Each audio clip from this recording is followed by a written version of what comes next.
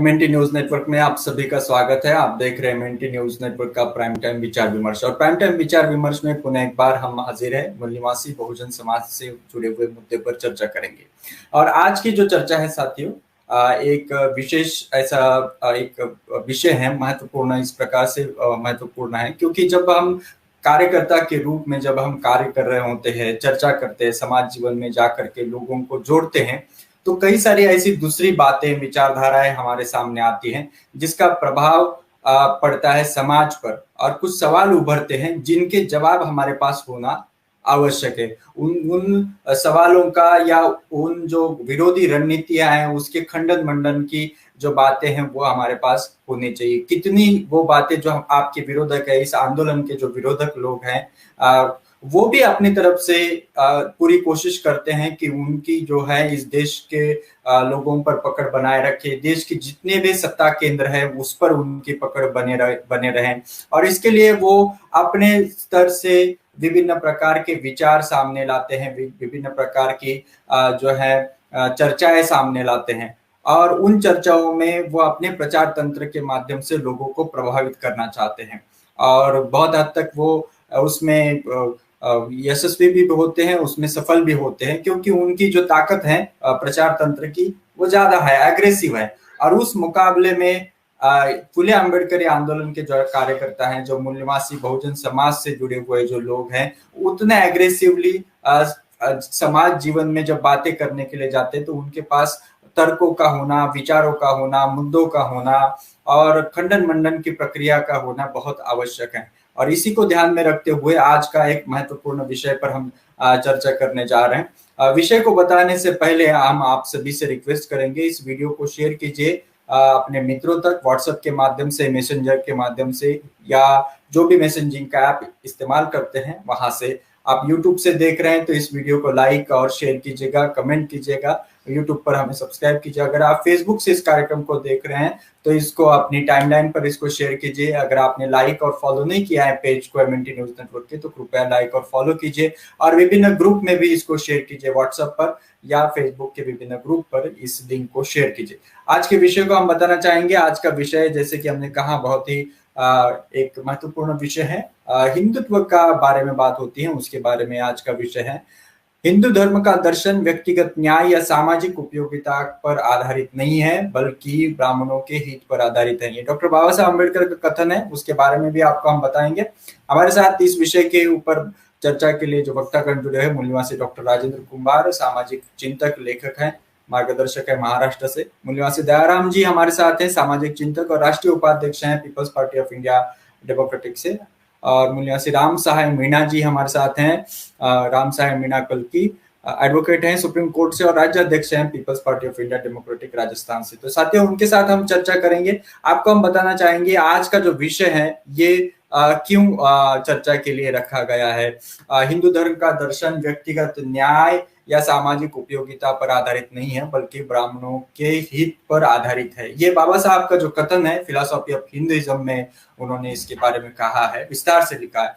तो जो हिंदुत्व का दर्शन है या हिंदुत्व की बातें आपने हमेशा सुनी है, और बहुत ही आज से नहीं सुनी है, जब से भारत आजाद होने की प्रक्रिया शुरू हुई तब से ये बातें आई हुई है, हिंदुत्व की बातें आई हुई है, हिंदू राष्ट्र की बातें हमेशा आई हुई है। लेकिन इसको नकारते वक्त संविधान ने एक अलग प्रकार से स्वतंत्रता, समता, बंधुता और न्याय पर आधारित राष्ट्र की बात की है। तो इसी को समझने की कोशिश आज हम करेंगे कि क्यों ये हिंदुत्व की बात उठते रहती है, और इस हिंदुत्व की बात या हिंदू राष्ट्र की जो बात है ये कितनी उपयोगी है, या किन लोगों के लिए है, जिन लोगों के लिए बताई जाती है उन लोगों के लिए वास्तव में है या नहीं है, इसके पीछे क्या, जिन लोगों ने ये हिंदुत्व की बात या हिंदू राष्ट्र की बात लाई है या हिंदू दर्शन की बात लाई है, उन लोगों का क्या मकसद है, इसके पीछे किसका हाथ है, किसका हित है, ये सारी बातें समझने की आज हम कोशिश करेंगे। तो आज के हमारे जो वक्ता हैं उनको हम आमंत्रित करना चाहेंगे, और उनको आमंत्रित करने से पहले पुनः एक बार आप सभी से रिक्वेस्ट, इस वीडियो को शेयर कीजिए, और चर्चा के दौरान जो भी सवाल आपके जहन में आते हैं कृपया सवालों को आप लिखिए कमेंट बॉक्स में, आपके नाम और जिले के साथ इस सवाल को लिखिए, नाम, जिला और राज्य लिखिए, तभी सवालों को यहाँ पर चुना जाएगा, सिलेक्ट किया जाएगा। मैं आमंत्रित करना चाहता हूँ आज के हमारे जो वक्तागण हैं उन्हें। जी, हमारे साथ जुड़े हुए हैं मूल्यवासी Dayaram sir, Peoples party of India के राष्ट्रीय उपाध्यक्ष हैं, मूल्यवासी एडवोकेट RSM कल्की जी, और राजेंद्र कुमार सर हमारे साथ जुड़े हुए हैं इस विषय पर चर्चा करने के लिए।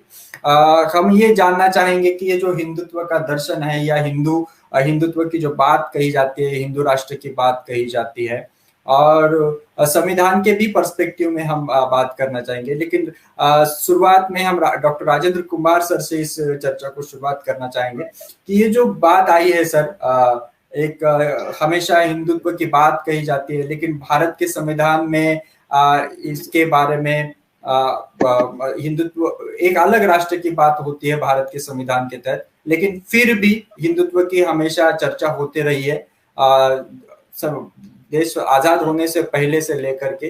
क्या इसके पीछे नीति रही है और किसका इसके पीछे हित रहा है, ये हम जानने की कोशिश करेंगे। जी प्रदीप जी, यहाँ पे बहुत सारे घोटाले हैं।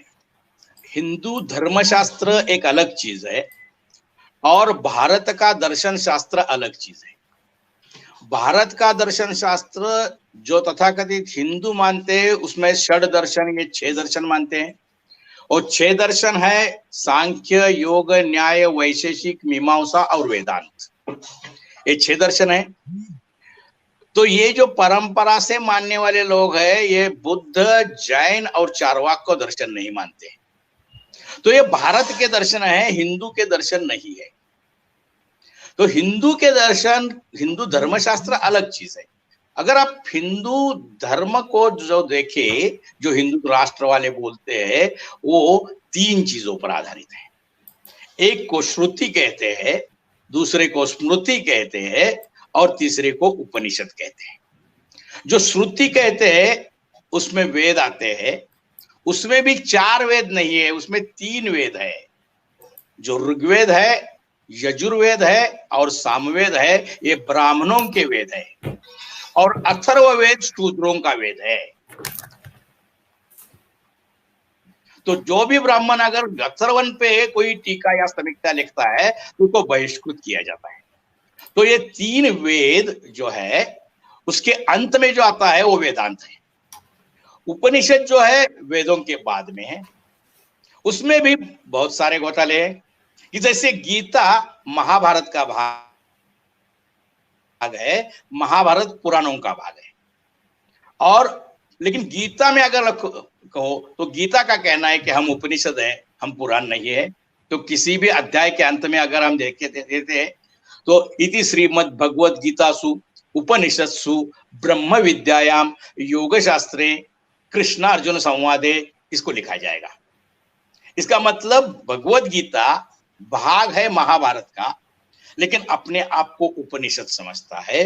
उपनिषद में वो ब्रह्म विद्या का साधन समझता है, और उसके बाद वो योग शास्त्र का भाग समझता है। ना ही इसका कोई संबंध योग तत्वज्ञान से, योग दर्शन से है। अब जब ये 6 दर्शन को हम समझ रहे थे, तो उसमें जो सांख्य है वो कपिल मुनि ने दिया है, योग पतंजलि ने दिया है, न्याय गौतम ने दिया है, वैशेषिक कनाद ने दिया है, मीमांसा जैमिनी ने दिया है, और वेदांत बादरायण ने दिया है। इसमें सबसे पुराने जो है वो है सांख्य, योग, और जिसको हम कहते हैं कि न्याय। इन तीनों चीजों में ईश्वर का कहीं जिक्र नहीं है।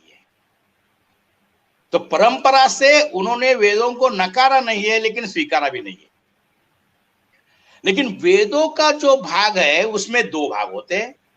उसमें पहला भाग है इंद्र, और इंद्र के मांडलिक राजा जिनको देव कहते हैं, उनके विलास, उनके युद्ध, उनके यज्ञ और यज्ञ की हिंसा, और उसमें से मिलने वाला आनंद, सोमरस और पशुओं का मांस। ये वेदों का एक भाग है। वेदों का दूसरा भाग है जिसको ब्राह्मण ग्रंथ कहते हैं, और ब्राह्मण ग्रंथ का भाग है पुरुष सूक्त, और पुरुष सूक्त से अपनी गुलामी आ जाती है बहुजनों की, क्योंकि इसमें कहा है कि शूद्रो शूद्र तो पांव से पैदा हुए हैं। इसमें फिर एक बात हमारे कार्यकर्ताओं के समझ में नहीं आती कि अब ब्राह्मण, क्षत्रिय, वैश्य और शूद्र जो है इसमें अस्पृश्य नहीं है। अस्पृश्य तो अवर्ण है या पंचम वर्ण है, उनको आदमी ही नहीं समझा गया है, और जनजातियों को शाखा मूर्ख कहा गया है। जैसे कि रामायण के अरण्य कांड में हम अगर देखते हैं तो वाली को राम कहता है मैं तुम्हारी शिकार ही करूंगा, क्योंकि तुम आदमी नहीं हो, तुम मानव नहीं हो, तुम तो शाखा मूर्ख यानी कि पशु हो, और पशुओं पे शिकार की जाती है। तो ब्राह्मणों का कहना, ब्राह्मणों का मत और मन जो है, तो आदमी को आदमी के स्थान से नीचे रखकर गुलाम करके उसके जानवर के स्थान तक पहुंचाना है। इसको समझना जरूरी है। वैसे सांख्य तत्वज्ञान जो है, सांख्य दर्शन है, योग दर्शन है, योग दर्शन के अष्टांग मार्ग है। जैसे कि बुद्ध दर्शन में भी योग में अष्टांग मार्ग है, लेकिन दोनों अष्टांग मार्ग अलग अलग है। फिर भी अगर हम पतंजलि का योग दर्शन भी देखते हैं तो उसमें हम यम, नियम, आसन, प्राणायाम, प्रत्याहार, धारणा, ध्यान और समाधि, ये 8 विभाग है। और इन 8 विभागों में ना कहीं इंद्र है, ना कहीं ईश्वर है, ना कहीं पाप या पुण्य है। तो 9 दर्शन अगर हम कहते, पहले 6 दर्शन और जैन, बौद्ध और चारवाक दर्शन, इसमें से 6 दर्शनों ने ईश्वर को और वेदों को स्वीकार नहीं किया है। तो हिंदू धर्मशास्त्र के नाम पे जो चलता है वो स्मृति ग्रंथों का काम है। जैसे मैंने कहा श्रुति स्मृति, और स्मृति ग्रंथ जो है उसमें एक मनु को बाबा साहब ने आगे किया तो हम सिर्फ मनु मनु जपते रहते हैं, लेकिन मनु की एक ही स्मृति नहीं है। उसमें आश्वलायन है, आश्वलायन के सूत्र है, वो भी स्मृति का भाग है। उसमें आपस्तंभ स्मृति है, उसमें मनुस्मृति है, और मनु भी एक नहीं है, वो 14 मनु है। उसमें से वैवस्वत मनु ने मनुस्मृति का रचना की है। इसमें हम अगर देखें तो सबसे पुराने दर्शन जो है वो सांख्य, योग और न्याय दर्शन है। वो ईस्वी के पूर्व 200 साल है। उससे भी पूर्व हम अगर देखें तो वैशेषिक दर्शन कणाद का आता है। तो ये सारे दर्शन है, उसमें सबसे पुराना दर्शन जैन है। अगर हम ऋषभ देव से के साथ शुरू करें तो 24वां नाम महावीर का है, और महावीर बुद्ध से 70 साल बड़े हैं। तो जैन दर्शनों ने भी इन सब चीजों को नकारा है, बुद्ध दर्शन में भी इन सब चीजों को नकारा है। तो पूरा मिला के हम देखिए तो भारत का दर्शन शास्त्र नास्तिक धर्मशास्त्र है। लेकिन जो मीमांसा तो निरीश्वरवादी है ही, लेकिन वेदांत जो आता है, वेदांत के लोगों ने पुराणों के ऊपर लोक संस्कृति का ग्राफ्टिंग करके जो चीज बनाई है उससे गुलामी आई है। मनु के कायदों को पुराणों में मिला के हमको परोस दिया है जी। एक देखिए कि जो धर्म के नियम है जो ब्राह्मणों को लागू है वो बाकी लोगों को लागू नहीं है। ब्राह्मणों की सारी चीजें, सर्वधर्म अनुष्ठान और यज्ञ सिर्फ ब्राह्मणों के लिए है, और जो बहुजनों के सारे धर्म के व्यवहार चलेंगे वो पुराणों के आधार पर चलेंगे। इसी के ऊपर शाहू जी महाराज का वेदोक्त प्रकरण जो था कि शाहू महाराज के स्नान के समय वेदोक्त मंत्रों के अलावा उन्होंने पुराणोक्त मंत्रों का चयन किया था जी। और जब पूछा गया तो कहा कि तुम शूद्र हो और शूद्रों के लिए पुराणोक्त धर्म होता है। तो इसमें 2 धर्म हो गए, एक ब्राह्मणों का धर्म है और एक बहुजनों का धर्म है। और ब्राह्मणों का धर्म बहुजनों के ऊपर गुलामी को लादना है, इसलिए पुराण की सारी कथाएं यहाँ की लोक कथाओं से ली गई है। और उसमें भी एक है कि जो देव जी कुंवर ईश्वर सर, नहीं। हाँ जी आपसे हम ये जानना चाहते हैं अभी एक 2-3 मिनट में आगे कि ये जो आपने बताया कि हिंदुत्व का दर्शन जो है उसके जो बताया जाता है कि स्मृति हिंदुत्व का जो दर्शन है ये बताया जा रहा है कि ये हिंदुत्व का दर्शन और कुछ नहीं ब्राह्मण हित का दर्शन है। क्या इसमें कितनी सच्चाई है? जी अगर हम स्मृति आधारित धर्मशास्त्र को देखें, पूरा धर्मशास्त्र स्मृति आधारित है, तो उसमें मनुस्मृति प्रमुख है। तो वो तो ब्राह्मणों के हित का दर्शन है और बहुजनों के गुलामी का दर्शन है, जिसमें आदमी को आदमी से नीचे उतारकर पशुओं के स्थान पर लगाया गया है और पूरे पूरे धर्म को इसी तरह से सजाया गया है कि आपको डरना चाहिए ब्राह्मणों से, क्योंकि देव मंत्रों के अधीन होते हैं, मंत्र ब्राह्मणों के अधीन होते हैं, इसलिए देव ब्राह्मणों के अधीन होते हैं और हम देवों को बता के आपको कोई भी सजा दिलवा सकते हैं या रौरव नरक में डाल सकते हैं। और उसमें उसके बाद कर्म विपाक सिद्धांत आता है, वो भी हिंदू धर्मशास्त्र का भाग है कि आप शूद्र इसलिए हो गए, अतिशूद्र इसलिए हो गए कि पिछले जन्म में आपने कर्म किया था, और अब अगर आपने ब्राह्मणों की सेवा की और स्मृति के नियमों का ना तोड़ा तो अगले जन्म में शायद आप वैश्य हो जाएंगे या क्षत्रिय हो जाएंगे या और कुछ हो जाएंगे।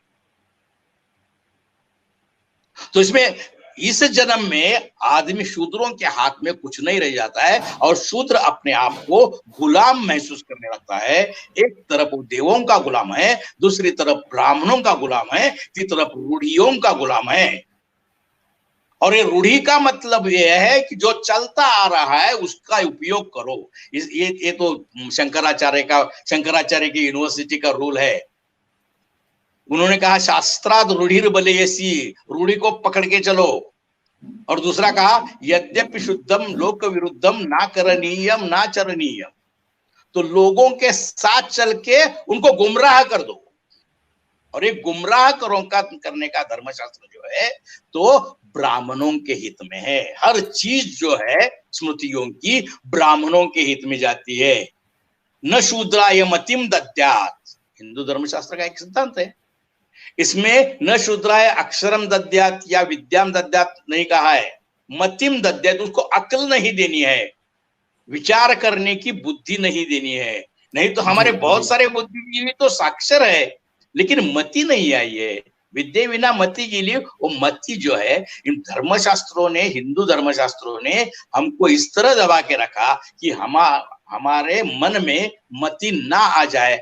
और सामाजिक उपयोगिता इतनी है, सामाजिक उपयोगिता माने स्मृति के आधार पर ब्राह्मणों का वर्चस्व रखना, ब्राह्मणों के विलास प्रियता का ध्यान रखना और सारे लोगों के श्रम और संपत्ति ब्राह्मणों के उपयोग में आ जाए। शूद्रों को धन रखने का अधिकार नहीं है, शूद्रों को जमीन रखने का अधिकार नहीं है। तो ये धर्मशास्त्र ने, हिंदू धर्मशास्त्र ने बनाया है और वो बहुजनों के हित में नहीं है। लेकिन कार्यकर्ताओं को सारी चीजें समझनी चाहिए, क्योंकि इसको गोल करके कहीं भी ले जाके हमको पटक देते हैं और हम गुमराह हो जाते हैं।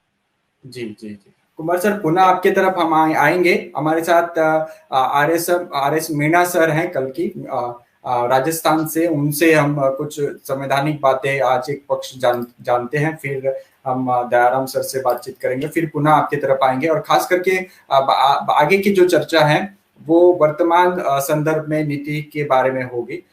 मीणा सर, आपसे हम ये जानना चाहेंगे कि ये जो अभी बात होती है हिंदू धर्म के दर्शन की, एक दबाव की, और कुमार सर ने हमें बताया कि ये जो हिंदू धर्म का दर्शन कुछ नहीं है बल्कि ब्राह्मणों के हित का दर्शन है, जो स्मृतियों पर आधारित है या जो भी धर्मशास्त्र कहते हैं, ये ब्राह्मणों के हित का दर्शन है, इसमें बहुजन समाज की गुलामी है।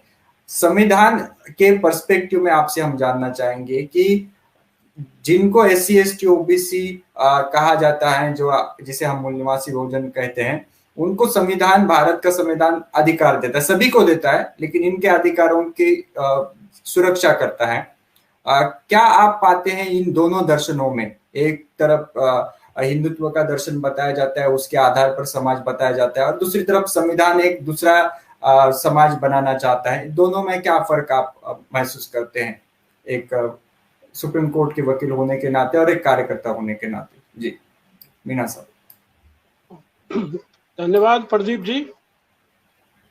जैसा कुमार साहब ने बताया, वो चीजें पूर्व काल की रही हैं, और पूर्व काल में जो व्यवस्था ब्राह्मणों के द्वारा हम लोगों के ऊपर थोपी गई थी, वो वर्तमान में उतने अंश में हमें प्रभावित नहीं कर रही है जितनी पहले किया करती थी। क्यों कि बाबा साहब ने जो संविधान हमें दिया, भारत के लोगों ने जो संविधान हमें दिया, वो संविधान का जो आर्टिकल 13 है, वो ऐसे कानूनों को, ऐसे विधि विधानों को जो कि संविधान के पार्ट 3 जो मूल अधिकारों से संबंधित है, उनके विरुद्ध है, तो वो कानून कोई अर्थ नहीं रखते। परंतु समाज जो है आज भी उन बहुत सी चीजों को ढोता हुआ आया है, जिसके कारण आज भी वो अनावश्यक रूप से पीड़ित है और उन बेड़ियों में आज भी अपने आप को जकड़ा हुआ महसूस करता है। जबकि संविधान पूर्ण रूप से उन चीजों से मुक्त कर देता है। तो जो संविधान में व्यवस्था दी गई है, वो हर एक व्यक्ति को मानव धर्म के आधार पर दी गई है। जबकि ब्राह्मणों का था, ब्राह्मण अपने आप को श्रेष्ठ समझ करके दूसरे लोगों को निम्न रखते हुए ग्रेडेड इनइक्वलिटी वाली जो थ्योरी थी, उसके आधार पर उन्होंने अपने सामाजिक व्यवस्था को और शासन व्यवस्था को चलाया था। परंतु अब वो उस कार्य को कर पाने में, उस अंश में, उस डिग्री में संभव नहीं हो रहे हैं, जिसके कारण उनके मन में छटपटाहट है। और कुछ जो मूल निवासी और बहुजन अब शिक्षित हो गए हैं, जो ब्राह्मण थे, उन्होंने ज्यादातर जो बहुजन और मूल निवासी थे उनको शिक्षा से वंचित किए हुए था। तो जो ब्राह्मणवाद है वो अशिक्षा का जन्म दाता था। इसी प्रकार से उन्होंने समाज में सती प्रथा चलाई थी, और उस सती प्रथा के कारण बहुत सी सामाजिक कुरीतियां हमारे समाज में आई थी, जिनका कालांतर में अब समापन हुआ है। इसी प्रकार से बाल विवाह, दहेज प्रथा, ये भी ब्राह्मणवाद की ही पैदाइश है। इनका जो जनक है वो ब्राह्मणवाद है। इसी प्रकार से जो सब्जेक्ट और रूलर वाली जो थ्योरी है, इक्वलिटी वाली नहीं, एक जिसमें प्रजा होती है और दूसरा उसमें शासक होता है, इसका जन्मदाता भी ब्राह्मण ही है। और इसी तरह से जो हमारे समाज में जो जनसंख्या की वृद्धि हुई, उसकी बुनियाद भी ब्राह्मणवाद के द्वारा ही डाली गई थी। इसी प्रकार ब्राह्मणवाद के द्वारा भय का निर्माण किया गया संसार में, जिससे ब्राह्मण अपना जो है शासन कायम रख सके। और उसी प्रकार से तो उन्होंने प्रसाद संस्कृति को बढ़ाया। प्रसाद संस्कृति के जरिए वो जो भी दूसरे श्रम जनित चीजें उत्पन्न होती थी, उनका लाभ खुद लेते थे, और जी जो श्रम से पैदा करते थे उनसे प्रसाद के रूप में वो सारी चीजें वसूल कर लेते थे। इसी प्रकार उन्होंने भ्रम फैलाया, और उस भ्रम का निर्माता भी ब्राह्मणवाद ही है। अस्पृश्यता का जन्मदाता भी ब्राह्मण ही है। और इसी तरीके से आगे बढ़ते हुए भिक्षावृत्ति का भी जन्मदाता ब्राह्मण है। अंधविश्वास, चमत्कार और अनाचार, दुराचार, व्यभिचार, इन सब का जन्मदाता ब्राह्मणवाद है। और इसके कारण समाज बहुत पीड़ित, उपेक्षित और दयनीय स्थिति में रहा, और ऐसे हजारों वर्षों को उन्होंने बुरी तरह से कष्टदायक स्थिति में भोगा है। ये जी, तो जी, संविधान की कृपा है कि अभी एक दो पीढ़ी से कुछ लोगों को अपनी पुरानी चीजों से मुक्ति मिली है और हमें वो लोग अब कुछ उभरते हुए नजर आ रहे हैं, अपने अधिकारों के प्रति सजग हैं। तो आने वाले समय में जो जो उनकी जी, जो चीजें हैं वो कामयाब नहीं हो पाएंगी। जी, जहां तक धर्म का है कि जी, वो कल्कि सर, हिंदू राष्ट्र की, जी, जी, जी, कंक्लूड जहां कीजिए। तक है कि वो हिंदू राष्ट्र की स्थापना करने की जो सपना कल्पना सजे हुए हैं बहुत वर्षों से, वो भी कामयाब नहीं होगी, क्योंकि हमारा संविधान सेक्युलर है।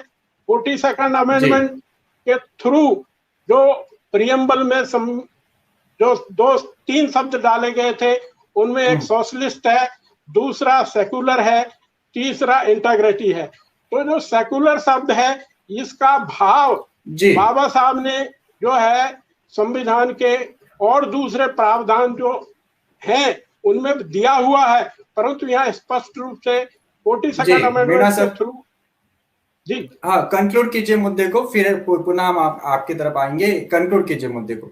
जी, तो वर्तमान में जो स्थिति है कि एक समाज में भय व्याप्त है कि भारत हिंदू राष्ट्र बनने जा रहा है, ये कभी भी ये सपना सफल नहीं हो सकता, क्योंकि संविधान में जो बेसिक स्ट्रक्चर का थ्योरी है, बेसिक स्ट्रक्चर को कोई भी चेंज नहीं कर सकता।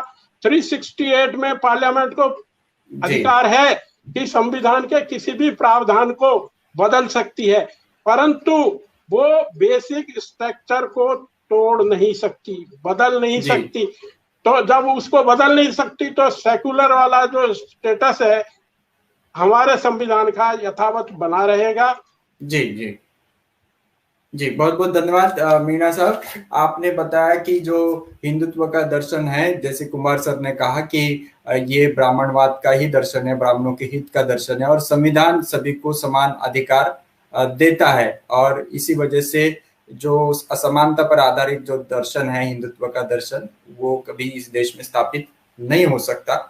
ये बात इस प्रकार की कंक्लूडिंग है। आगे भी हम आपसे चर्चा करेंगे अन्य मुद्दों पर। हमारे साथ दयाराम सर हैं। दयाराम सर, आपसे अभी हम जानना चाहेंगे कि जो हिंदुत्व का दर्शन अगर ब्राह्मण हित का दर्शन है, हिंदू धर्म का दर्शन ब्राह्मण हित का दर्शन अगर है, तो उसका प्रचार प्रसार जो कर रहे हैं, वो जो बातें लोग बता रहे हैं कि इसके आधार पर लोगों को इकट्ठा कर रहे हैं, वो कितना सही है, और संविधान के दृष्टिकोण से कार्यकर्ताओं ने किस बात पर ज्यादा ध्यान देना चाहिए, कौन सी बातों पर तवज्जो देना चाहिए? जी,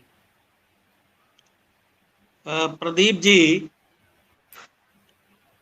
सबसे पहले हमें जो हमारा ये देश है, देश के जो नागरिक हैं, जिस जीवन शैली में जी रहे हैं, उनका जीवन स्तर क्या है, उनका जीवन स्तर कैसे निर्मित हुआ है, उसको हमें समझने की जरूरत है। अगर समाज में लोग भाग्यवादी हैं कि भाग्यम फलति सर्वत्र न च विद्या न च पौरुषम, भाग्य ही सब जगह फलदायी होती है, विद्या और पौरुष नहीं, तो विद्या और पौरुष से कोई संबंध नहीं, लोग भाग्य पर भरोसा करते हैं, जो भाग्य में लिखा वही होना है। तो ये जो भाग्यवाद का दर्शन है, यही हिंदू दर्शन है। पुनर्जन्म का दर्शन कि पिछले जन्म के कर्मों के आधार पर ही हमारा जो है वर्तमान है। हमने पिछले जन्म में अच्छे कर्म नहीं किए थे, हमें ये पढ़ाया जाता है कि तुम्हारा पिछला जन्म खराब था, इसलिए वर्तमान तुम्हारा ठीक नहीं है। अगर तुम बेबस हो, गरीब हो, लाचार हो, बीमार हो, तो उसका कारण पिछला जन्म है। वो ये बात नहीं जानते हैं कि इस देश में कोई संवैधानिक व्यवस्था भी है, उस पर शासन करने वाली लोग भी हैं, शासक वर्ग भी है। उनका कार्य है कि लोगों को सारी सुविधा मुहैया कराना, उनको हॉस्पिटल की व्यवस्था करना, उनकी शिक्षा की व्यवस्था करना, उनके जीवन स्तर को उठाना, ये जो है संवैधानिक व्यवस्था है। जिस संविधान के प्रति हमारे जनप्रतिनिधि संसद और विधानसभाओं में जो निष्ठा प्रकट करते हैं, शपथ लेते हैं, हमारा आम आदमी जो भाग्यवादी है, जो पुनर्जन्म में आस्था रखता है, वो यही रखता है कि ये हम तो भोग रहे हैं पिछले जन्म का कारण, और यही साधु संत प्रवचन जो करते हैं यही पढ़ाते हैं कि तुम पिछले जन्म के कारण ऐसा है, तुम्हारी भाग्य खराब है, तुम्हारा जो है पिछला जन्म खराब है, और अगर वर्तमान बनाना हो तो तुम्हें जो है यज्ञ करना होगा, पूजा पाठ करना होगा, और मंत्र जाप करना होगा, उत्तर कांड करना पड़ेगा, सुंदर कांड करवाना पड़ेगा, तभी तुम्हारा कल्याण होगा। ये जो धर्म की जो बात है, ये जो पुनर्जन्म की बात है, ये जो है हिंदू दर्शन है। तीसरी बात, आत्मा और परमात्मा की बात। आत्मा अजर और अमर है, ये हमें पढ़ाया जाता है कि आत्मा अजर अमर है। और इन ब्राह्मणों ने, हिंदू धर्म के जो रक्षकों ने समय समय पर हमारी स्थिति को बदतर किया है। इन्होंने हमारे शिक्षा का दरवाजा बंद किया। शूद्राय मतिं न ददानु, शंकराचार्य कहता है स्त्री शूद्रो विद्या न दीयताम, स्त्री और शूद्रों को शिक्षा मत दो। तो जब हमारे अकल पर हमारे लोगों को ताला लगा दिया गया, तो ऐसी स्थिति में किसी बात को बिना किसी सूझबूझ के मान लेना, वो कौन मानेगा? उस जो शिक्षा से वंचित किया गया है। तो सदियों तक जिनको शिक्षा से वंचित किया गया, और उनको आत्मा और परमात्मा का, कि आत्मा ही अजर है, अमर है, यानी आत्मा में परमात्मा का वास होता है। अगर आत्मा मर गई तो परमात्मा भी मर जाएगा। जैसे अगर कोई महिला, कोई जच्चा मर गया तो बच्चा को खतरा है। अगर जच्चा मर गया तो बच्चा को खतरा है। तो ये आत्मा का जो सिद्धांत है, इन्होंने ऐसा दिया है कि ये अजर और अमर है। लेकिन यही कहते हैं संशयात्मा विनश्यति, अगर संशय करोगे तो तुम्हारी आत्मा का विनाश, तुम्हारी आत्मा का विनाश हो जाएगा। संशय करोगे तो, यानी संदेह न करो, संदेह न करो। तो कितना इनका झूठा और इतना कमजोर दर्शन है कि अगर संशय करोगे तो तुम्हारी आत्मा का विनाश हो जाएगा। तो आत्मा और परमात्मा का भय इन्होंने दिखाया है। और हमारे लोगों को, जिनको इन्होंने शूद्र बनाया, जिनको इन्होंने अंत्यज बनाया, इनको भगवान का भय दिखाया। मनु ने, जो मनुस्मृति के अध्याय 1 या 2 में है कि एकमेव शूद्रस्तु प्रभु कर्म समाधिशत्, एकमेव तु शूद्रस्तु प्रभु कर्म समाधिशत् एतसा मेव वर्णानाम सुसामन सेवया। भगवान ने शूद्रों को अपने से ऊपर तीनों वर्णों की सेवा करने के लिए बनाया है। उनको निंदा रहित होकर के सेवा करना चाहिए। ये निंदा रहित होकर के सेवा करना, ये किसका आदेश है?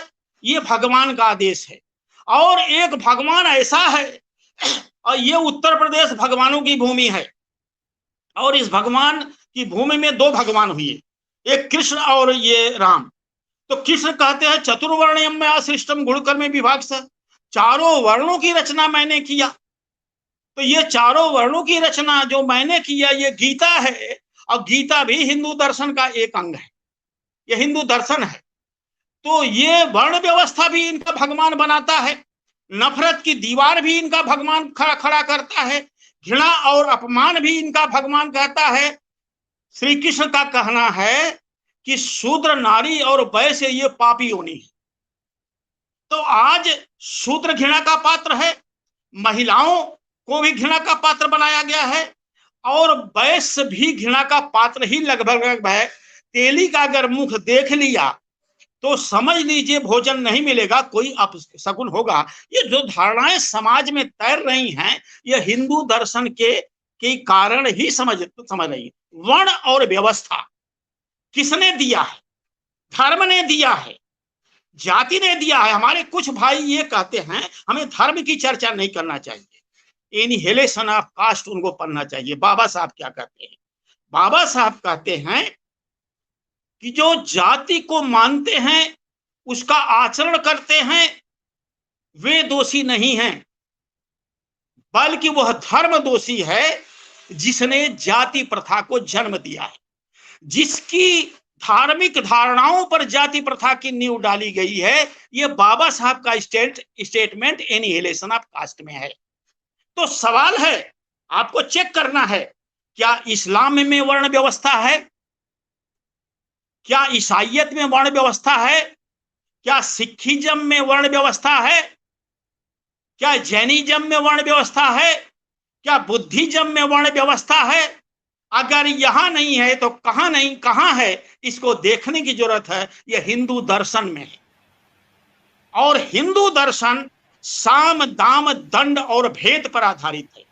आप अगर, क्योंकि डॉक्टर राजेंद्र प्रसाद जी हमारे बीच में हैं, बहुत अच्छे विद्वान हैं, सारे धर्मशास्त्रों के अच्छे ज्ञाता है, मैं सुन रहा हूं, बड़ी अच्छी बात है कि हम उनसे कुछ सीख रहे हैं। कि जो दर्शन है साम दाम दंड भेद का, आपने पढ़ा होगा कि भागवत ये जो है महाभारत है, महाभारत के आदि पर्व में दुश्मन को कैसा मारना चाहिए साम दाम दंड भेद से, वो सब लिखा हुआ है। अध्याय 20 में है।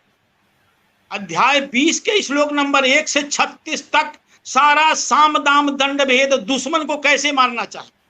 सवाल है, इस देश में दुश्मन कौन है? हम भारत के नागरिक हैं।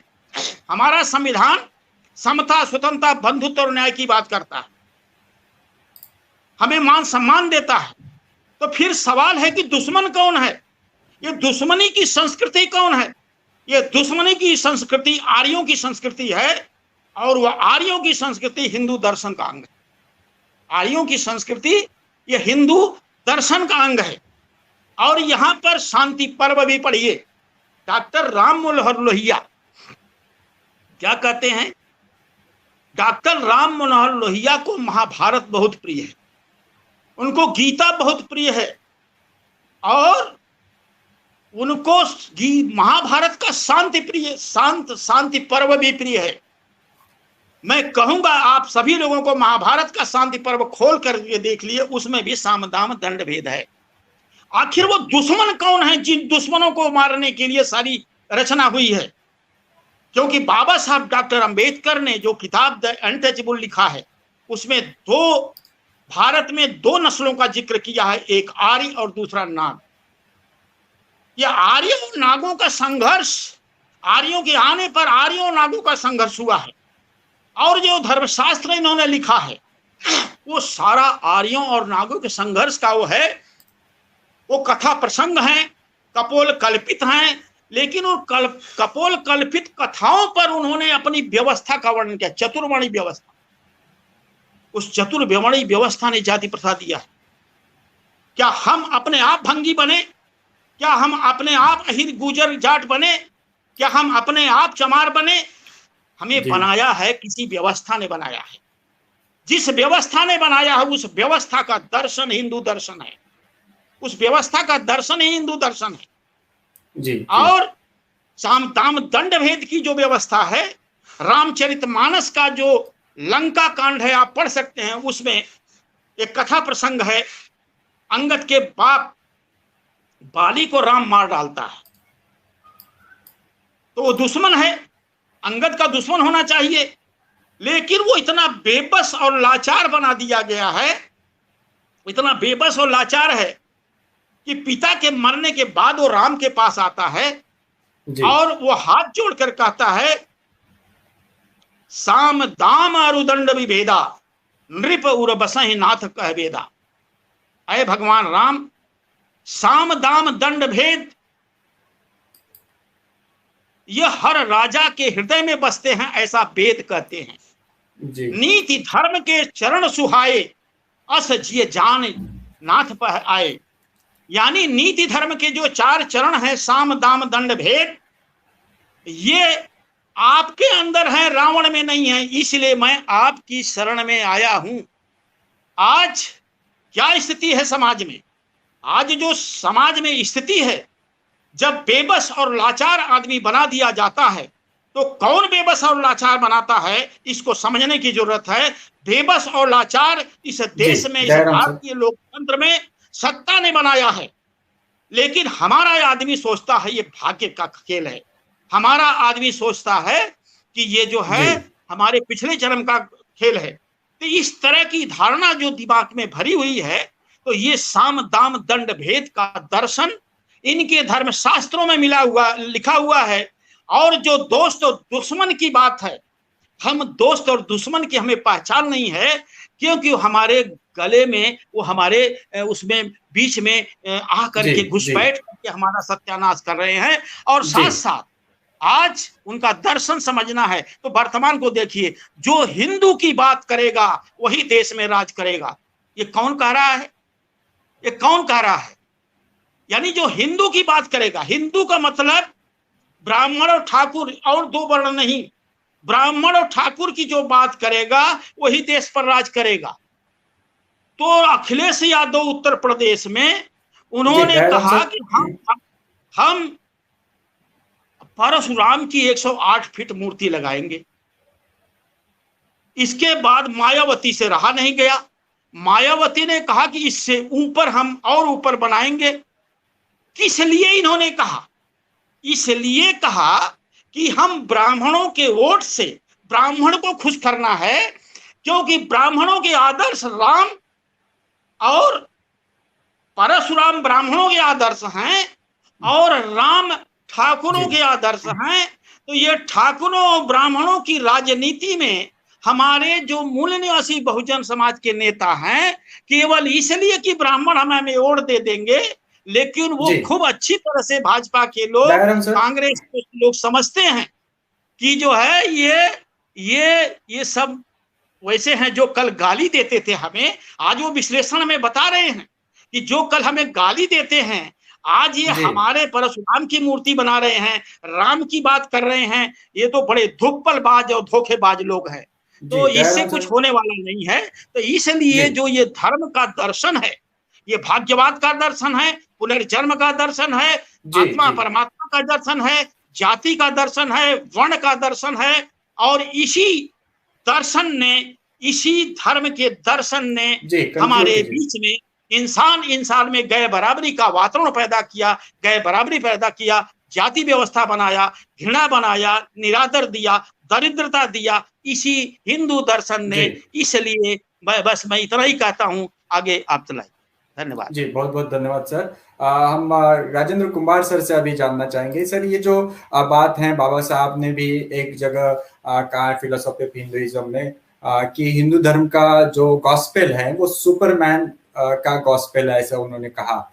और उन्होंने ये भी कहा कि उसके जो आदर्श में, मतलब उसका जो केंद्र है, आदर्श का केंद्र वो व्यक्ति नहीं है और न समाज है, बल्कि ब्राह्मण वर्ग है। और ब्राह्मण वर्ग को सुपरमैन का दर्जा दे रखा हुआ है, सुपरमैन वर्ग का दर्जा दे रखा है, ऐसा कहा है। तो ये जो बातें हैं सर, जब हम चर्चा करते हैं फील्ड में, तो बहुत सारी दो तीन मुद्दे हमारे सामने हमेशा उभर कर आते हैं। कुछ लोग बोलते हैं कि आप क्यों कमियां निकालते हैं हिंदू धर्म में और इसकी चर्चा नहीं करनी चाहिए।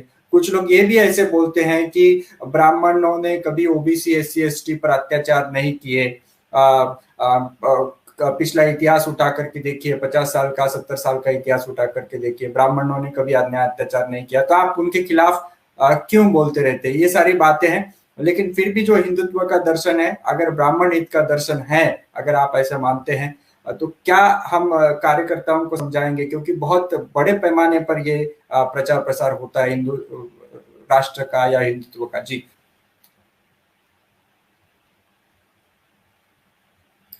हम जिस हिंदू धर्मशास्त्र की या दर्शन शास्त्र की बात कर रहे हैं, हमारी लड़ाई लोगों के दिमागों से है।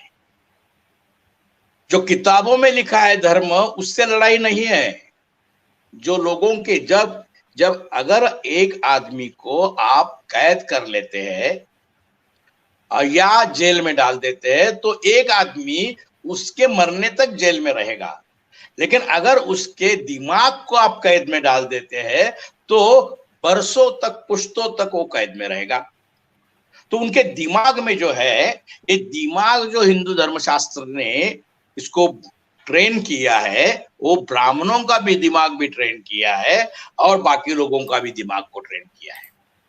तो इससे बहुजन मूल निवासी जो है बहरा, गूंगा और अंधा हो जाता है। वो जो देखता है वो देख नहीं पाता है, जो सुनता है सुन नहीं पाता है, और बोलना चाहता है फिर भी बोल नहीं पाता है। जैसे कि मैं कुछ उदाहरण देता हूं। बहुरी देवी का जो केस था, उस केस में न्यायाधीश ने कहा कि बहुरी देवी चूंकि अस्पृश्य है और बलात्कार करने वाले ब्राह्मण है, ब्राह्मण तो अस्पृश्य को छूता भी नहीं है, तो ऐसे अस्पृश्य स्त्री पर वो बलात्कार कैसे कर लेगा। ये सबकॉन्शियस माइंड पे जो असर है उसमें, और उनको रिहा कर दिया। इसी प्रकार हर जगह पे हमारा, जैसे कि बड़े बड़े विद्वान भी इससे चूक नहीं गए हैं। इरावती कर्वे को एक समय मालूम हुआ कि एंथ्रोपोलॉजिकल स्टडीज में नेजल इंडेक्स और फोरहेड इंडेक्स को लेकर जो स्टडी हुआ था, उसमें उन्होंने पाया कि देशस्थ ब्राह्मण और चमार एक वंश के हो सकते हैं। 12 साल तक उसको दबाए रखा उन्होंने। अच्छी चीज है कि 12 साल के बाद कहा कि मैं 12 साल के संघर्ष से उभर कर आई हूं और मैं अब ये मानती हूं कि देशस्थ ब्राह्मण और चमार एक वंश के हो सकते हैं। डीडी कोसंबी, दामोदर धर्मानंद कोसंबी सबसे अच्छे विचारक है। इंडोलॉजी का उन्होंने जिक्र किया है, उसका इन्वेंशन किया है। फिर भी एक जगह वे कहते हैं कि मेरा गोत्र वशिष्ठ है और वशिष्ठ सबसे बड़ा गोत्र है, मेरे अंदर कुछ तो अपनापन लगता है मुझे। विका राजवाड़े को अगर देखें हम, तो विका राजवाड़े ने शहाजी राजे का प्रभा मंडल ऐसा एक लेख लिखा है, और उसमें वो देख रहे थे कि उनके आसपास, शहाजी महाराज के आसपास में कोई ब्राह्मण नहीं है, कोई सलाहकार ब्राह्मण नहीं है। तो राजवाड़े कहते हैं मैं बहुत ही अस्वस्थ हो गया था, और फिर मुझे एक नाम मिला, जिस आदमी का नाम था अभेद। तो मैंने उसको किया अभेद यानी कि अभयद, अभयद यानी कि अभयंकर यानी कि अभ्यंकर। तो अभ्यंकर एक तो था सलाहकार, उसके बिना शहाजी राजे बड़े कैसे हो सकते हैं। ब्राह्मणों ने अपने आप को सबके ऊपर रखा है और बाकी लोगों ने भी ब्राह्मणों को सबसे ऊपर रखा है। तो इससे बाहर आने के लिए, ये तो लोग बोलते रहेंगे, जो फुले जी के बाद में कहते हैं, जब मैंने कोल्हापुर में बलिराजा महोत्सव की शुरुआत की और उस समय मैं मदद मांगने के लिए पानसरे जी के पास गया था। मीटिंग में बाकी सारे लोग कम्युनिस्ट जो है वो कह रहे थे, अरे ये तो पुराणों की बात है, पुराणों में रखो, फिर बलिराजा को आगे क्यों ला रहे हो। तो मैंने तो कहा क्योंकि बलिराजा की कहानी हमें गुलाम बनाती है, जिसमें वामन, विष्णु रूप वामन उसको पाताल में भेज देता है और उसका सारा राज छीन लेता है। और ये जो बलिराजा है हमारा मूल निवासियों का नायक है और उसका महोत्सव हमें करना चाहिए। बाद में पानसरे जी ने कहा कि मैं कुंभार जी के साथ हूं, मैं तो वहां जाऊंगा। लेकिन बाकी सारे लोग अभी झगड़ रहे थे कि उसको हम नहीं निकाले, हम ब्राह्मणों के खिलाफ कोई नहीं बनाए। जब वहां पे हम वामन का दहन करते थे और वामन की मूर्ति जो बनाई जाती थी, वो महिलाएं उसका सर फोड़ती थी, तो वहां पे एक पीएसआई आ गया, पुलिस इंस्पेक्टर आ गया, और पुलिस इंस्पेक्टर ने कहा, उसका वो तो मराठा था, ब्राह्मण नहीं था जी। उसने कहा कि आप इसको जला नहीं सकते, आप इसका सर नहीं फोड़ सकते, क्योंकि इसके गले में जनेऊ है, तो ये ब्राह्मण है और मैं तो आपको अरेस्ट कर लूंगा, क्योंकि आप समाज में हिंसा फैलाने की कोशिश कर रहे हैं, दो जातियों में संघर्ष पैदा कर रहे हैं। मैंने कहा मैं उसका जनेऊ निकाल सकता हूं, लेकिन आप मुझे एक रेफरेंस ला के दीजिए कि वामन ब्राह्मण नहीं था। और अगर वामन ब्राह्मण था तो जनेऊ के बिना ब्राह्मण कैसे होगा? यही एक चीज नहीं तो हमारे सर में जो भरा हुआ है धर्मशास्त्र के नाम पर, उसकी चिकित्सा करने की जरूरत है। और अब अगर लोग आपको सुने ऐसा अगर आप चाहते हैं तो आपको भी उसका अभ्यास करना चाहिए, जैसे कि बाबा साहब ने किया था। उसके बिना, मनुस्मृति को पढ़े बिना जलाने में कुछ नहीं होगा। जलाने से उसको पढ़ना चाहिए, समझना चाहिए, कार्यकर्ताओं के बीच चर्चाएं होनी चाहिए। हमें तो पुराण में और वेदों में फर्क भी मालूम नहीं है, स्मृति में या उपनिषदों में फर्क भी नहीं मालूम है। इससे काम नहीं बनेगा, इससे हम लड़ाई नहीं कर सकते, क्योंकि ये सारे शास्त्रों के नाम के हथियार लेकर हमारे आगे वो खड़े हो जाते हैं और हमें हारना पड़ता है। अगर हम हारना नहीं चाहते तो इससे लैस होकर हमें लड़ना पड़ेगा, क्योंकि उन पुराणों की बातों को अपने दिमाग में लेकर अपना मूल निवासी समाज अभी तक गुलाम बना खड़ा है। इसीलिए रीडर्स और राम और कृष्णा बाबा साहब ने लिखे जी और राम और कृष्णा से कोई वैर नहीं था।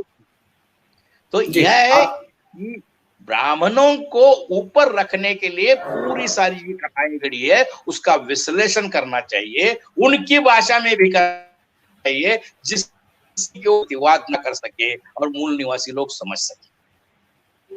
जी आप अभी आगे आपसे तीनों से हम ये भी जानना चाहेंगे कि जो ब्राह्मणों द्वारा बताया गया हिंदुत्व का दर्शन है या ब्राह्मण दर्शन है, उसमें और संविधान के दर्शन में क्या अंतर है, ये थोड़ा सा जानना चाहेंगे। लेकिन उसके पहले आपसे कुमार सर खास करके जानना ये चाहेंगे कि जब हम ये चर्चा करते हैं फील्ड में, कार्यकर्ता लोग बोलते हैं, तो ये कहा जाता है बार बार अक्सर कि आप ओबीसी में जाते हो, जब शेड्यूल ट्राइब में जाते हो या एससी में जाते हो, तो ये बातें आप ना किया करो, ये तो उनका एजेंडा है, ब्राह्मणों का एजेंडा है हिंदुत्व के, राष्ट्र का, हिंदुत्व का, इसके ऊपर आप क्यों चर्चा करते हो? इसके ऊपर आप क्या बताएंगे? देखिए, ये जो हिंदू धर्म की बात दिमाग में है वो दिमाग का एक नासूर है, ऐसा बड़ा जख्म है कि उसकी तो सर्जरी करनी पड़ेगी। दुखता है, चीखता है आदमी, इसके कारण सर्जरी को रोका नहीं जा सकता, क्योंकि उस रोग को मूल रूप से हमें मिटाना है। और उस रोग को मूल रूप से अगर मिटाना है तो इसकी चर्चा उन्हीं के साथ करनी पड़ेगी जो कि इससे पीड़ित है। पहले पहले वो आपके विरोध में जाएंगे, जैसे कि फुले जी के विरोध में गए थे, शाहू जी के विरोध में गए थे। लेकिन जब वो सोचने लगेंगे, और सोचने के लिए सर पे डंडा मारना पड़ता है, अगर जब तक कोई आघात न हो जाए तो उस अंदर से कुछ चर्चा करने के लिए तैयार नहीं होता है। तो हम भी अच्छे हैं, तुम भी अच्छे हैं, हम आरक्षण को रख देंगे, हम इसको रख लेंगे, हम इसके लिए मोर्चा निकालेंगे, इससे काम नहीं होगा। ये दिमागों की बदलने की क्रांति करनी है, जो कि बाबा साहब को अपेक्षित थी। दिमाग बदलने की क्रांति चर्चा और विश्लेषण, एनालिसिस के बिना नहीं हो सकती। भावनाओं को ठेस पर पहुंचाने के डर से हम इसको टाल नहीं सकते। ये तो ब्राह्मणों का एजेंडा है कि वो कहेंगे लोगों के प्रश्न है, वो भूखे मर रहे हैं, उसके लिए कुछ अनाज का इंतजाम करो, उसको ये करो, वो करो। धर्म की चर्चा वहां क्यों करते हो? उनके बहकावे में आकर हमारे लोग भी कहते हैं कि ये ओबीसी के बीच में जाकर आप ये न कहिए। ओबीसी को अभी तक चर्चा के पहले तो हम शूद्र है ये भी नहीं पता था। वो शूद्र का मतलब अस्पृश्य समझते थे।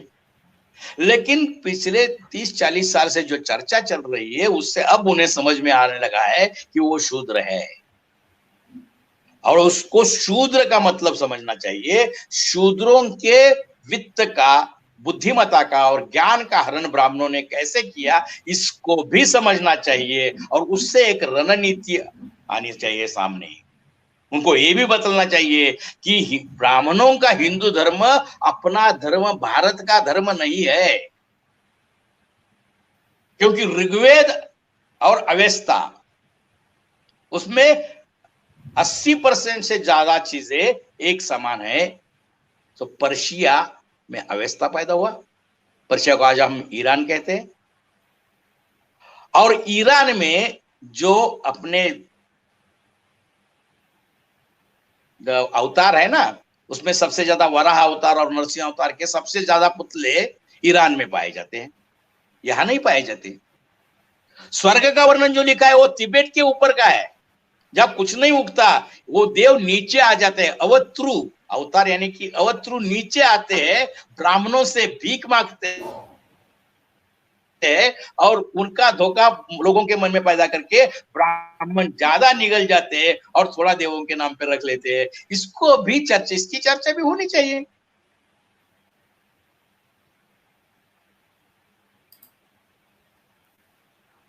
जी, इसकी चर्चा भी होनी चाहिए। इसलिए हम सब जगह जाके इस चर्चा को टाल नहीं सकते, क्योंकि पूरे सारे संविधान लिखना था, बहुत सारे केसेस चले पड़े थे, बहुत सारी चीजें थी, अंबेडकर जी काम कर रहे थे, लेकिन उन्होंने इसको नहीं टाला है। उन्होंने रिडल्स ऑफ राम और कृष्ण लिखा है, एनिहिलेशन ऑफ कास्ट लिखा है, हिंदू धर्मशास्त्र के ऊपर लिखा है, मनुस्मृति को जला है, उसके ऊपर चर्चा की गई है। ये सारी चीजें हम डर के कहाँ जाएंगे? अपने लोगों के साथ चर्चा नहीं करेंगे तो क्या करेंगे? घर में बैठ के चर्चा करेंगे, उस वक्त का कुछ उपयोग नहीं होने वाला है। निर्भय होके कार्यकर्ता आगे निकले, पढ़े, समझे, एनालिसिस करे और चर्चा करे। यही एक मार्ग है, मुझे लगता है। जी जी, बहुत बहुत धन्यवाद। मैं मीणा सर की तरफ आना चाहूंगा। मीणा सर, ये जो संविधान का दर्शन है और एक तरफ ब्राह्मणों द्वारा ब्राह्मण दर्शन है, जो धर्म के नाम पर वो बताते हैं, इसमें जो संविधान का दर्शन है वो किस प्रकार से हमें लोगों तक पहुंचाना चाहिए, और ब्राह्मण दर्शन किस प्रकार से संविधान विरोधी है, ये क्या क्या बातें आप बताएंगे कि कार्यकर्ताओं ने इसको ले जाना चाहिए अपने साथ समाज में? हमारे कार्यकर्ताओं के बीच में जो बामसेफ के द्वारा BS4 वाला जो आंदोलन चलाया जा रहा है, उसके पीछे जो मंतव्य है वो यही है कि हर एक व्यक्ति संविधान को पढ़े, समझे, जाने, अपने अधिकारों को जाने। जब तक वो उनको जानेगा नहीं, समझेगा नहीं, उनका अपने तरीके से विश्लेषण नहीं करेगा, तो किस प्रकार से उसे ज्ञान होगा कि हमारे क्या अधिकार संविधान में है। और हर एक व्यक्ति की सोच अपने तरह की होती है। जो संविधान में जो चीजें हमारे पूर्वजों ने हमें दी, उन चीजों का हम लाभ अभी तक बहुत कम ले पाए हैं। उसका कारण है कि हमें उन चीजों का ज्ञान नहीं है, हम उन्हें जानते नहीं है, उस चीज की जानकारी नहीं रखते। जबकि दूसरी ओर हम रामायण पढ़ेंगे, गीता पढ़ेंगे, महाभारत पढ़ेंगे और दूसरे पुराण पढ़ेंगे, उनकी तरफ हम लालायित होते हैं पढ़ने के लिए, जानने के लिए, समझने के लिए। पढ़ते हैं, समझते हैं और हमें वहां से कुछ नहीं मिलता सिवाय कि हम उनके मकड़ जाल में फंस जाते हैं जो उन्होंने बना रखा है।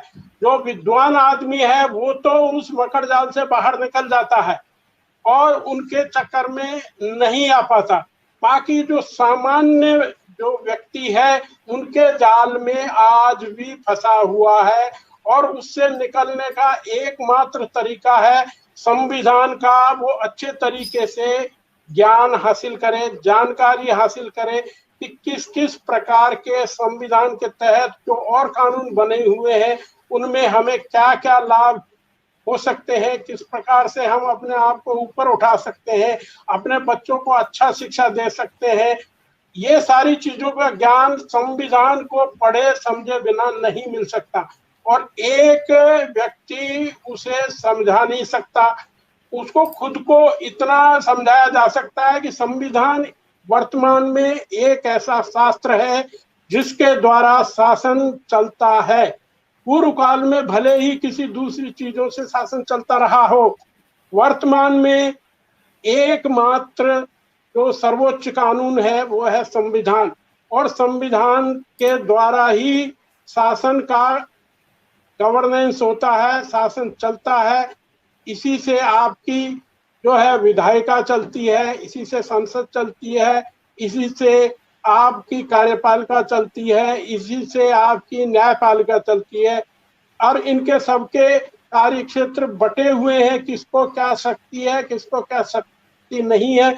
इन चीजों की जानकारी हमारे आम व्यक्ति को है नहीं, वो कंप्रोमाइज करके रह जाता है, हताश होकर रह जाता है। जब तक उसे हमारे संविधान की चीजों का ज्ञान नहीं होगा, वो उसके अंदर से एक हौसला पैदा नहीं होगा कि ये चीज मेरा अधिकार है, मैं इसके लिए लड़ूंगा। तो इस प्रकार से उसमें खुद में जागृति आएगी, वो खुद जानेगा, तो अपने जो फेलो है, दूसरे साथी हैं, वो उनको बताएगा, समझाएगा कि भाई ये जो चीज है वर्तमान में हमें इस चीज का ज्ञान हासिल करना चाहिए, इसी से हमारा भला हो सकता है। जो चीजें हम पकड़े हुए हैं वो हमारे हित की नहीं है, हमें उन्हें त्याग देना चाहिए, और कोई उनको जानकारी हासिल करने के लिए पढ़े वहां तक ठीक है, पर उनसे अपने आप को शासित ना करे, ये मेरी सलाह है। जी, बहुत बहुत धन्यवाद। दयाराम सर से आज के विषय पर हम कुछ बातें और भी करना चाहेंगे और फिर सभी से आपके कमेंट लेंगे, संदेश लेंगे। दयाराम सर, आज का जो हम चर्चा कर रहे थे कि जो हिंदुत्व का दर्शन बताया जाता है ब्राह्मणों के द्वारा, वो व्यक्तिगत न्याय और सामाजिक उपयोगिता के पर नहीं है, बल्कि ब्राह्मण हित के आधार पर है, ये हम बोल रहे हैं। और बाबा साहब ने जैसे कहा कि हिंदुत्व का दर्शन और कुछ नहीं, सुपरमैन की थ्योरी है और इसमें सुपरमैन और कोई नहीं है, तो ब्राह्मण वर्ग है। तो क्या आप बताएंगे इस विषय को कंक्लूड करते हुए? जी देखिए, हमारे जो वामसेप के संस्थापक थे डीके खापर्डे साहब, वे प्रायः कैडर कैंपों में पढ़ाया करते थे। ये जो ब्राह्मणवाद है, ये हिंदू दर्शन का अंग है, हिंदू दर्शन से ब्राह्मणवाद, और ब्राह्मणवाद का जनक ब्राह्मण है, ब्राह्मणवाद का संचालक ब्राह्मण है, ब्राह्मणवाद का संरक्षक ब्राह्मण है, ब्राह्मणवाद का संवर्धक ब्राह्मण है, और ब्राह्मणवाद का लाभार्थी भी ब्राह्मण ही है। इसलिए है कि उसने समाज को जातियों में बांटा है, 6000 जातियों में बांटा है, शूद्रों को 6000 जातियों में बांटा है। इसलिए बांटा कि वे लोग अगर एक रहेंगे, उनमें सामाजिक ध्रुवीकरण होगा तो समस्या खड़ी होगी। इसलिए जब जरूरत पड़ती है उनको, जब चुनाव आता है, तब वो धार्मिक ध्रुवीकरण करने के लिए वो धर्म का सहारा लेते हैं और हिंदू हिंदू भाई भाई ये सारा नारा देते हैं। ये हिंदू धर्म का दर्शन है। अब सवाल है, आपको वर्तमान के परिप्रेक्ष्य में देखना चाहिए कि हमारा संविधान का दर्शन और हिंदू दर्शन, हिंदुओं का दर्शन, ये दोनों को अगर देखते हैं तो हमें कौन सा दर्शन हमें अच्छा है, कौन सा बुरा है, इसको हमें विश्लेषण करके समझना चाहिए। हमें जीवन के पूर्व निर्धारित मूल्यों का अध्ययन करना होगा। जीवन के पूर्व निर्धारित मूल्य जिसके जनक ब्राह्मण हैं, उन्होंने बताया, मैंने भाग्यवाद पुनर्जन्म, ये सारा उन्हीं की देन है, उन्हीं की व्यवस्था का देन है। और जो पूर्व निर्धारित मूल्य हैं, उन मूल्यों से नफरत पैदा हुई समाज में, आज वो नफरत है। तो जीवन के पूर्व निर्धारित मूल्यों का अगर हम अध्ययन करते हैं, तो वो जीवन के पूर्व निर्धारित मूल्य जो है मानव हित में नहीं है। इसलिए हमारे संविधान निर्माता बाबा साहब डॉक्टर अंबेडकर ने देखा कि जो पूर्व निर्धारित मूल्य जिस पर समाज जीवन जी रहा है, उसकी जीवन शैली जिससे निर्मित हुई है, अगर वो मानव हित में नहीं है, तो जीवन के पूर्व निर्धारित मूल्यों का मानव हित में हमें पुनर्निर्धारण करना होगा। तो उन्होंने संविधान सभा के साथ उन जीवन के पूर्व निर्धारित मूल्यों को नकार करके नए मानवीय मूल्यों का निर्धारण किया। और जो वो चाहते थे कि भारत एक प्रबुद्ध राष्ट्र बने, और प्रबुद्ध राष्ट्र के लिए उन्होंने जब अतीत का आकलन किया, तो अतीत के काल में हमें बौद्ध दर्शन मिला, और बौद्ध दर्शन में ही समता, स्वतंत्रता, बंधुत्व और न्याय, और उसी समता, स्वतंत्रता, बंधुत्व और न्याय को बाबा साहब डॉक्टर अंबेडकर ने भारतीय संविधान में प्रस्तावित किया। और जो संविधान की प्रस्तावना है पूरा स्पष्ट रूप से संविधान का दर्शन है। क्या है?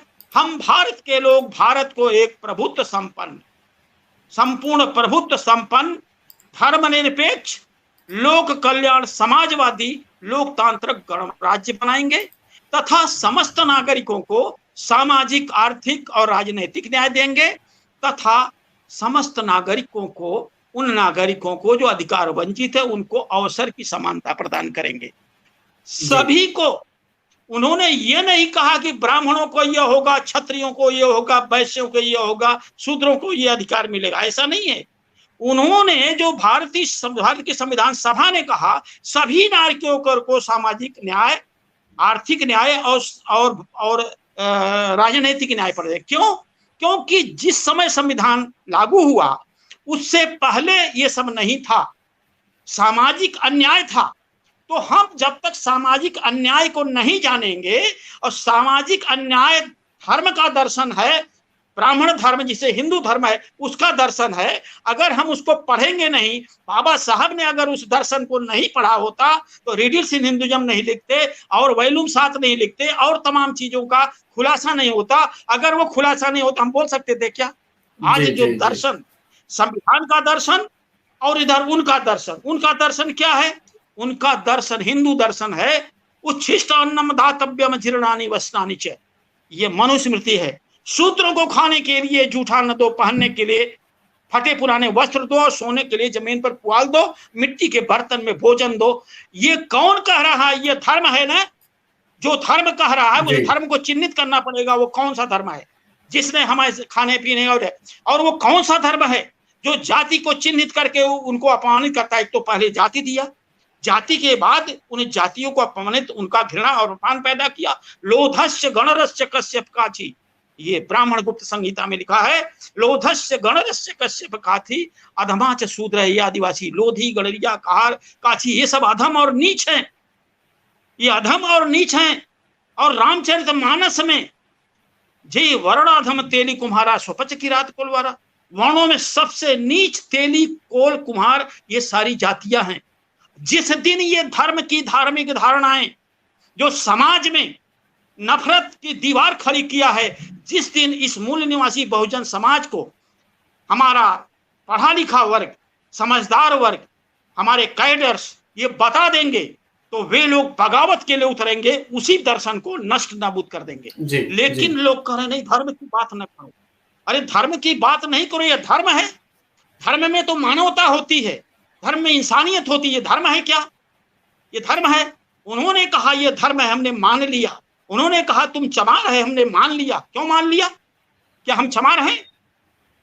मानव की उत्पत्ति का जो सिस्टम है, नैसर्गिक नियम है, सभी लोग, चाहे अमेरिका का इंसान हो, मानव हो, चाहे इंग्लैंड का हो, चाहे भारत को, चाहे ईसाई हो, चाहे मुसलमान हो, सिख हो, ईसा, कोई भी हो, सभी के पैदा होने का एक नैसर्गिक तरीका है, उसी से पैदा होते हैं। फिर कहां से इंसानियत में गैर बराबरी? इंसानियत में इस तरह का भेदभाव किसने पैदा किया? धर्म ने किया है, और वो भी भारत में हिंदू धर्म ने किया है। और जिसको ब्राह्मण धर्म कहते हैं, हिंदू धर्म बाद में आया है, ये हिंदू धर्म बाद में आया। ये कहते हैं सावरकर, क्या कहते हैं? सावरकर कहते हैं ये हिंदू राष्ट्र की जो भावना है, अनादिकाल से हम हिंदू राष्ट्र रहे, अनादिकाल से। अरे इस सावरकर के बच्चे से पूछो कि अनादिकाल से तुम हिंदू राष्ट्र रहे हो, प्राचीन इतिहास तो पढ़ो कि अनादिकाल में हमारे लोग असभ्य थे, पशुओं को मारकर खाते थे, वस्त्र नहीं होता था। तो अनादिकाल में प्राचीन इतिहास तो ये कहता है तुम अनादिकाल से हिंदू राष्ट्र थे।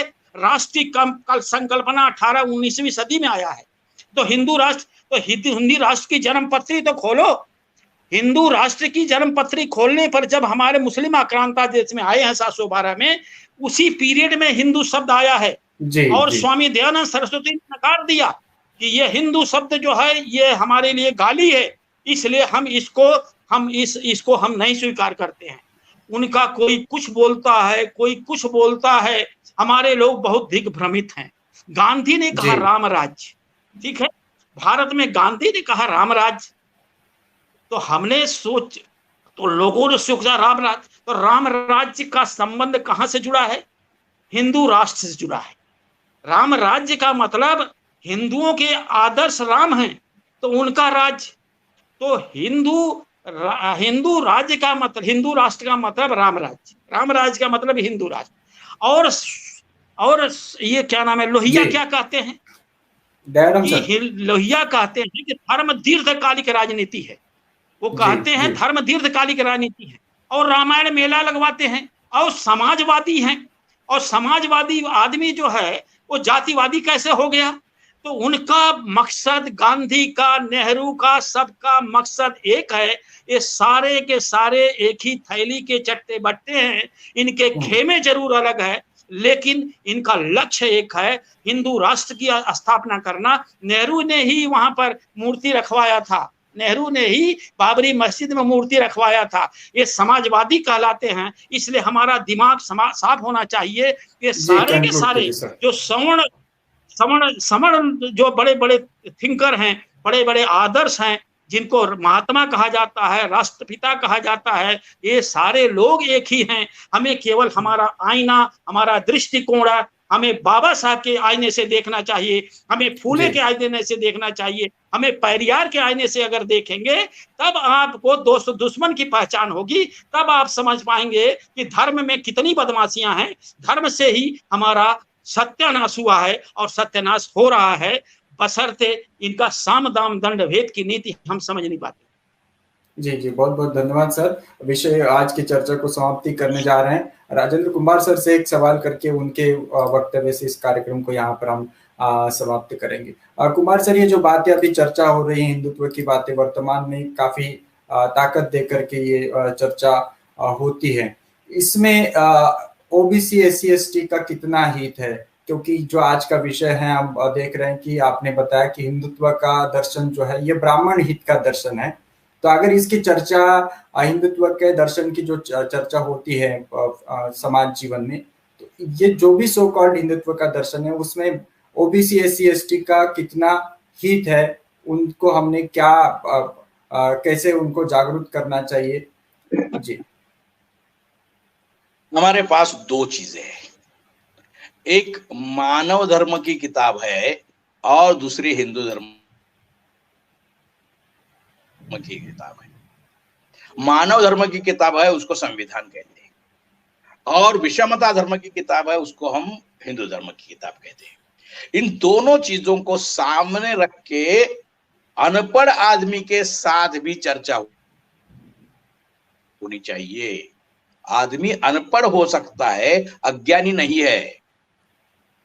और अगर हम चर्चा करते हैं कि वो मैं मानव धर्म की किताब कह रहा हूं संविधान को, क्योंकि धर्म किसको कहते हैं? जो जिसमें प्रस्थान त्रयी का जिक्र होता है, जिसमें धर्म, अर्थ और काम की चर्चा होती है। आदमी को धर्म कहते हैं, धारयति इति सह धर्मा, जो समाज को धारण करता है। अभी भारतीय समाज को धारण कौन कर रहा है? वो संविधान है। और धारण करने के नियम क्या है, क्या करना है क्या नहीं करना है, संविधान में लिखा है। तो उसमें नीति है, उसमें अर्थ है। जैसे कि आर्टिकल 39 है, इस देश का पूरा नेचुरल रिसोर्स और मैनमेड रिसोर्स के समान विभाजन होना चाहिए, उनका समान बंटवारा होना चाहिए। ये न्याय और नीति है मानव धर्म की, जो संविधान में है। और दूसरी ओर ये हिंदू धर्म का किताब है जो कहता है कि शूद्रों को कोई खेत, कोई संपत्ति या शस्त्र रखने का अधिकार नहीं है। तो इन दोनों को अगर हम साथ में रख के चर्चा करते हैं तो लोगों के धीरे धीरे समझ में आ जाएगा कि हमें किस मार्ग से चलना चाहिए। और इसमें भी एक चीज और है कि जब अंबेडकर जी ने संविधान बनाया और राष्ट्र को समर्पित किया, तब वो अंबेडकर का नहीं है, अभी तो राष्ट्र का है। तो अंबेडकर के नाम को छोड़ के भी हम संविधान की चर्चा करते हैं तो चर्चा तो संविधान की हो जाएगी ना। तो इसका मतलब आप समझना चाहिए कि हमें संविधान की चर्चा करनी चाहिए। संविधान में छोटी छोटी चीजें है कि उपासना का अधिकार है, और संविधान सेक्युलर है, इसका मतलब क्या है? मेरे घर में मुझे उपासना का अधिकार है, मेरा कोई भी धर्म ऐसा नहीं हो सकता मानव धर्म में कि जो दूसरे का अधिकारों का हनन करे। और सरकार को, सरकारी मुलाजिम को, सरकारी कचहरी को, जुडिशरी को, मीडिया को या एग्जीक्यूटिव को धर्म रखने का अधिकार नहीं है। तो ये सारी चीजें जो है हम समझाते नहीं है। कार्यकर्ताओं को इन चीजों को समझना चाहिए, क्योंकि इसके ही ऊपर बवाल खड़ा करके वो कहते हैं ये धर्मनिरपेक्षता स्यूडो है, स्यूडो सेक्युलरिस्ट है ये, और स्यूडो सेक्युलर है, धर्मनिरपेक्षता नहीं, ये धर्म आधारित, हिंदू के परंपराओं के आधारित भारत की जो देन है, वो जो हिंदू धर्म है। ये भी बताना चाहिए कि ब्राह्मणों का संविधान का विरोध एक नंबर है कि स्मृति नहीं है, ये अंबेडकर स्मृति है। तो हमें चर्चा को इस तरह मोड़ना चाहिए कि ये आदमियों के, भारतीय लोगों के लिए, पुरुषों के लिए, स्त्रियों के लिए, हर जाति के आदमियों के लिए और किन्नरों के लिए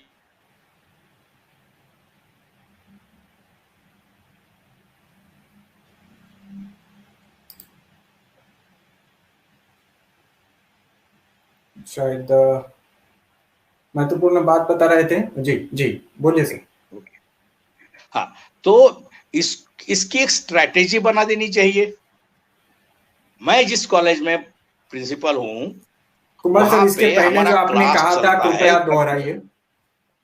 इसके पहले जो आपने कहा था, मैं जो कहा के बारे में, उसको, एक संविधान जो है ये एक ऐसी स्मृति है, ऐसी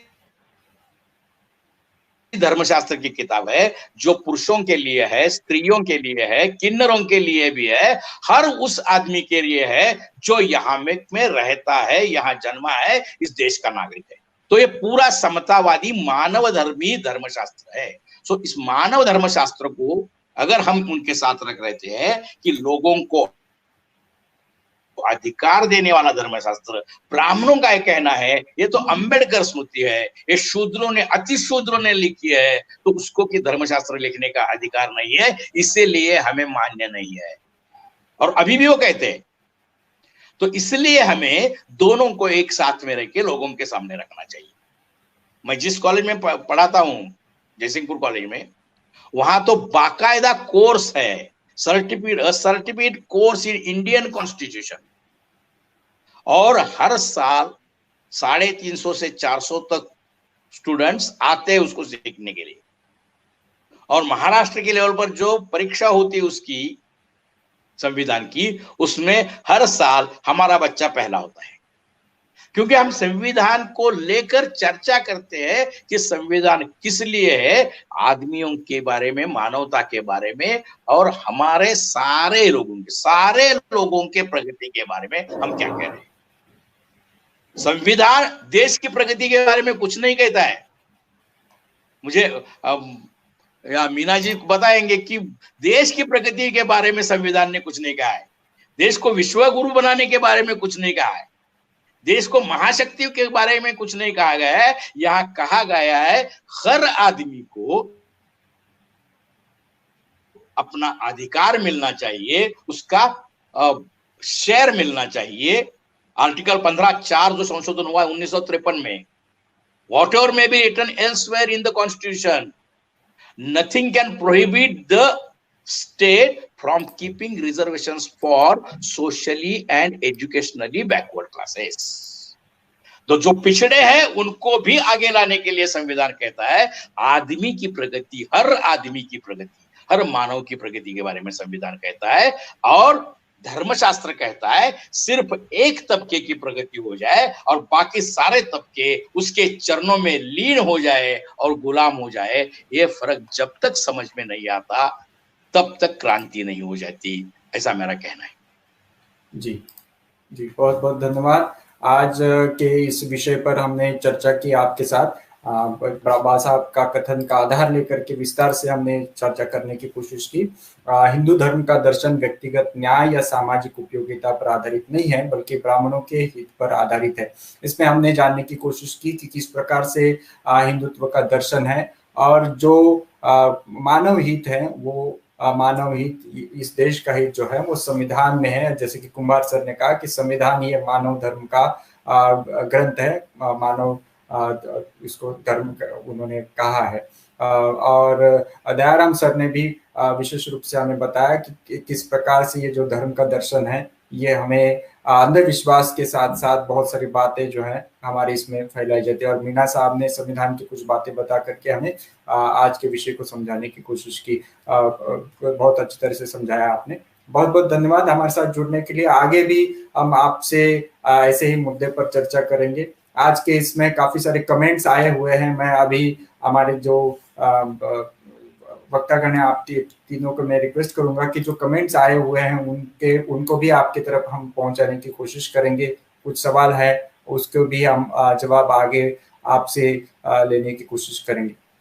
आपने हमारे साथ जुड़ करके इतना विस्तार से चर्चा की MNT न्यूज नेटवर्क की ओर से, और हमारे जो तमाम दर्शक हैं, कार्यकर्ता है देश भर के, उनकी ओर से मैं आभार व्यक्त करूंगा। ऐसा विषय एक घंटे में या सवा घंटे में चर्चा करना संभव नहीं होता।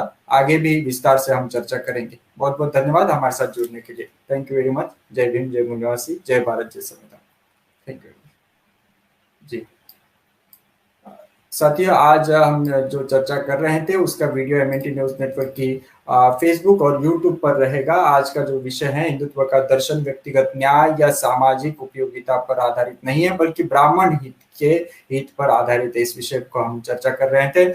आपके जो भी कमेंट्स हैं, जो भी सुझाव हैं, जो सवाल हैं, कृपया कमेंट बॉक्स में आपके नाम, जिला और राज्य के साथ लिखें। हम उसके जवाब पाने की कोशिश करेंगे हमारे जो पैनलिस्ट आते हैं उनसे।